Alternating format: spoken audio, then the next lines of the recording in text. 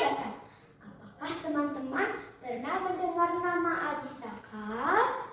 Kali ini Zinda akan membawakan cerita Aji Saka yang dikutip dari buku berjudul Cerita Rakyat Jawa Tengah yang diciptakan oleh Tuti Awindri dan Wahyu Untara yang diterbitkan oleh CV Sinar Cemerlang Abadi.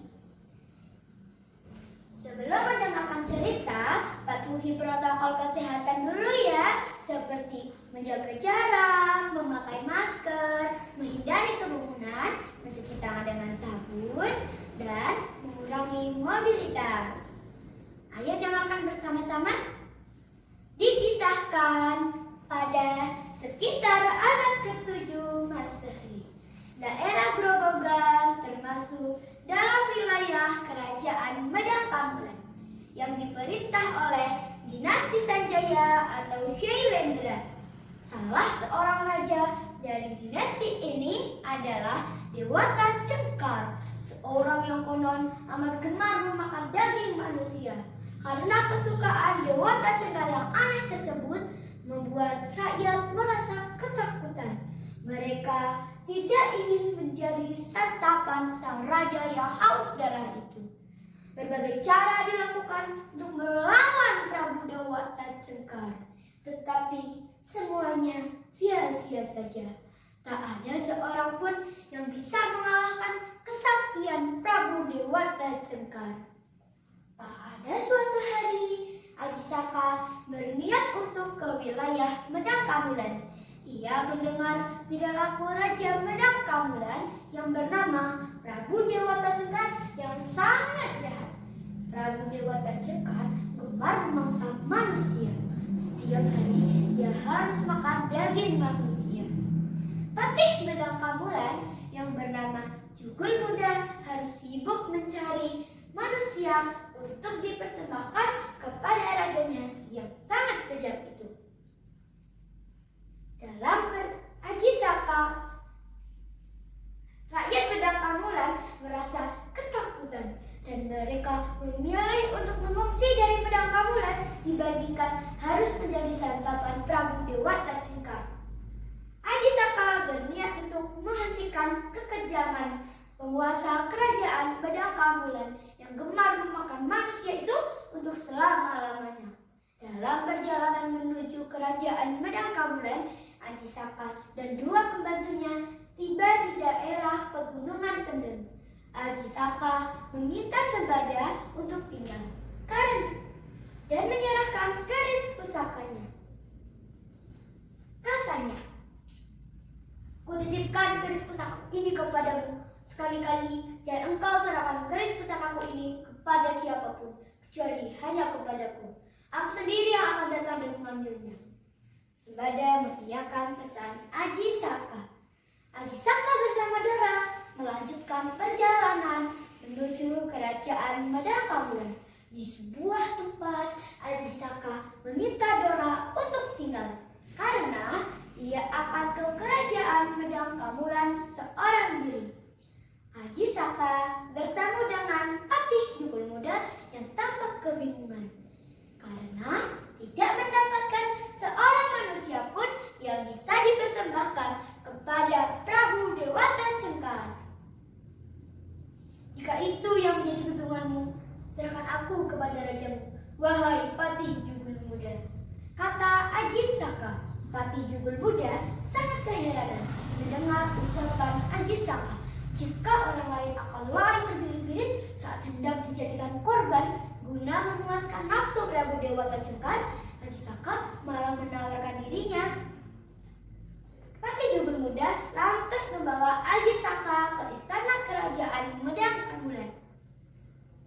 Berbeda dengan orang-orang lainnya yang sangat ketakutan ketika dihadapkan pada Prabu Dewata Cengkar, Aji Saka tampak tenang. Sama sekali ia tidak menunjukkan ketakutannya. Katanya di hadapan Raja Medang Kamulan yang sangat kejam. "Sebelum hamba paduka makan, perkenankan hamba mengajukan satu syarat terlebih dahulu." "Syarat?" Prabu Dewata Cengkar melototkan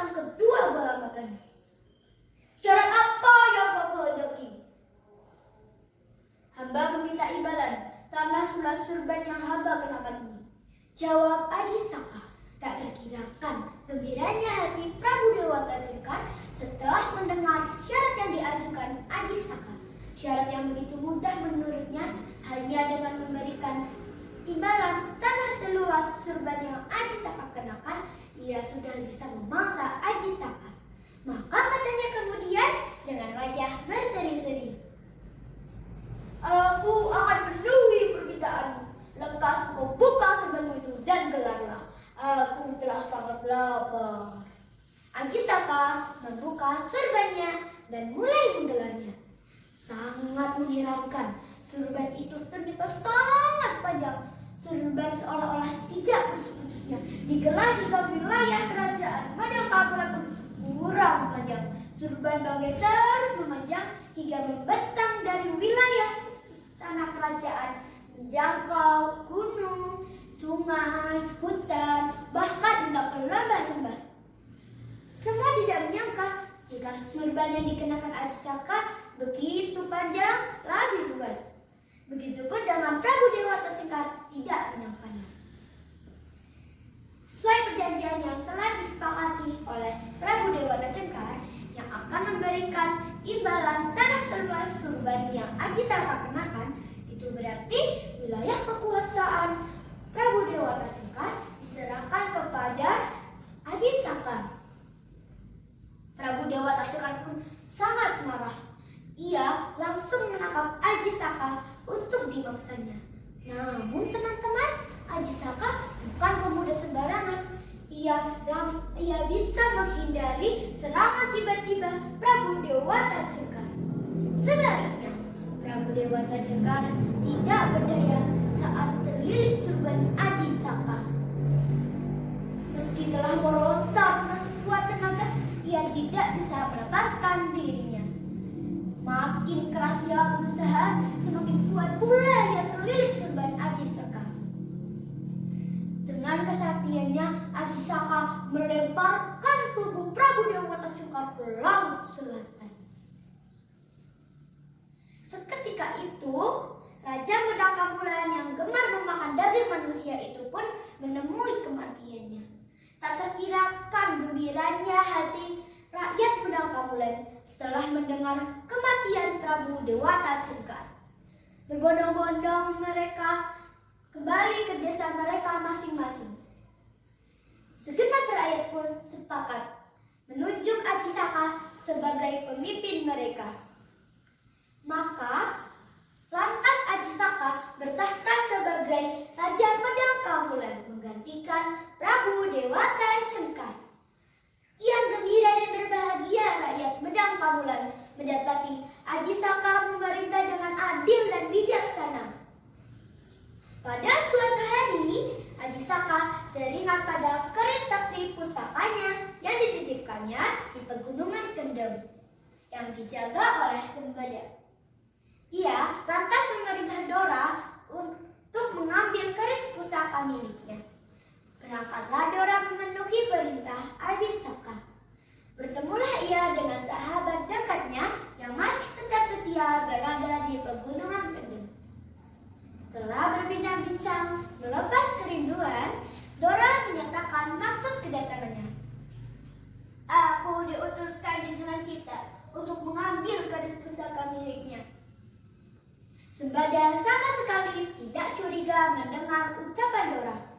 Namun teman-teman, ia tidak bisa memberikan keris pusaka itu kepada Dora, sahabatnya, karena ia dipesankan oleh Aji Saka untuk tidak sekali-kali memberikan keris pusaka itu kepada siapapun. "Untuk engkau ketahui, wahai Dora sahabatku, aku diutus junjungan kita untuk tidak sekali-kali menyerahkan keris pusaka itu kepada siapapun, kecuali hanya kepadanya saja. Junjungan kita itu pernah berjanji kepadaku akan datang dan mengambilnya sendiri." "Sembada sahabatku, apakah engkau mencurigai aku? Demi Sang Hyang Dewata Agung, aku bersungguh-sungguh menjalankan perintah junjungan kita," ujar Dora untuk meyakinkan. Namun teman-teman, Sembada tidak menyerahkan Sembada tetap bersikeras hanya akan memberikan keris pusaka itu kepada Aji Saka. Sementara Dora tetap bersikeras akan meminta keris pusaka itu sesuai perintah yang diterimanya.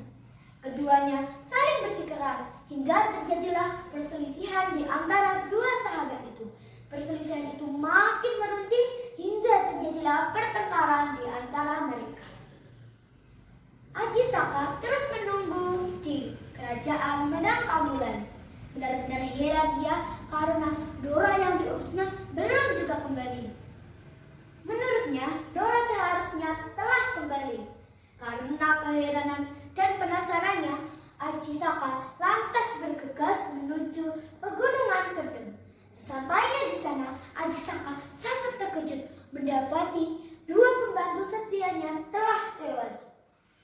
Karena pusaka masing-masing, mengertilah Aji Saka jika kedua pembantunya telah bertarung demi menjaga amanat mereka.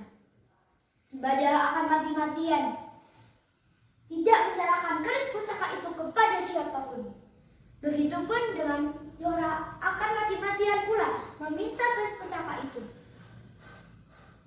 Aji Saka sangat merasa bersalah atas tewasnya dua pembantu setianya. Benar-benar ia terharu dan memberikan penghormatan besarnya kepada Sembada dan Dora yang telah setia kepadanya.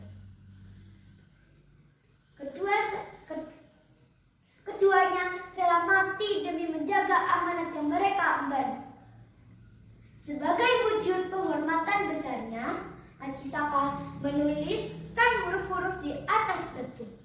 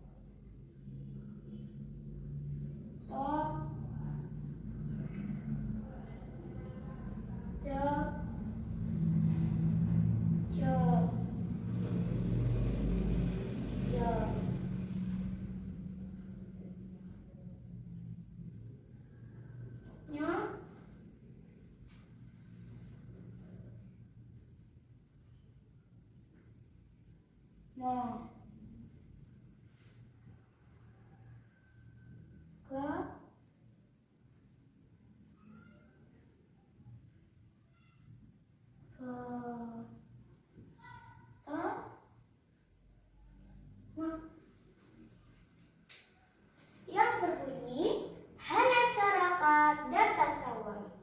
Pada jayanya Naga Batama. Makna tulisan Aji Saka adalah ada utusan. Utusan itu saling bertengkar. Keduanya sama-sama sakti. Keduanya pun mati bersama. Tulisan Aji Saka kita kenal dengan nama Carakan yang menjadi asal mula huruf Jawa. Nah, begitu ceritanya teman-teman. Pesan moral yang bisa kita ambil adalah memegang dan menjalankan amanat dengan baik dan sekuat yang kita bisa. Orang yang menjalankan amanat dengan baik akan mendapatkan penghormatan di kemudian hari. Sampai jumpa di lain waktu. Wassalamualaikum warahmatullahi wabarakatuh. Dah.